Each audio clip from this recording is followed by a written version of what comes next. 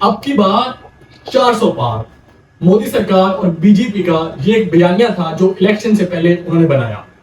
आज इंडिया के इंतखाबात जो कि 7 फेजेस में मुश्तमिल थे, उनका जब नतायज आए तो नतायज में जो नेशनल डेमोक्रेटिक अलायंसेस बीजेपी और मोदी सरकार का था, अगरचे उन्होंने बर्तरी हासिल कर ली है और वो इस पोजीशन में है कि वो हुकूमत बना सकते हैं, लेकिन इंडियन अलायंसेस कांग्रेस के साथ और ऑल इंडियन अलायंसेस ने इन इंतखाबात में मोदी सरकार को पिछाड़ के रख दिया है। उत्तर प्रदेश और न्यू दिल्ली में मोदी सरकार को उन्होंने घुटने टेकने पर मजबूर कर दिया और ये इंतखाबात एक हिंदुस्तान की तारीख के सबसे अपसेट शुदा इंतखाबात हम कह सकते हैं, जहां पर बीजेपी हुकूमत और मोदी सरकार को पूरा यकीन था कि वो 400 का आंकड़ा पार करेंगे, लेकिन इन इंतखाबात में मॉरली तौर पर और ग्रेसफुली तौर पर मोदी सरकार, मोदी को शिकस्त हो चुकी है और मोदी का बयानिया अवाम में मुस्तरद हो चुका है और इंडियन अलायंसेस का बयानिया अवाम ने माना है।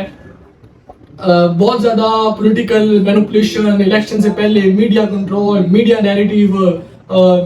सियासी कैदियां और सियासी गिरफ्तारियां, हुकूमत का मुकम्मल फायदा उठाया बीजेपी ने और उसके बावजूद भी 400 सीट्स तो छोड़ दूर की बात है, बीजेपी 250 का एक नंबर ही क्रॉस नहीं कर सकी। और अब इंडियन पॉलिटिक्स में ये बहुत ज्यादा शिफ्ट आया है।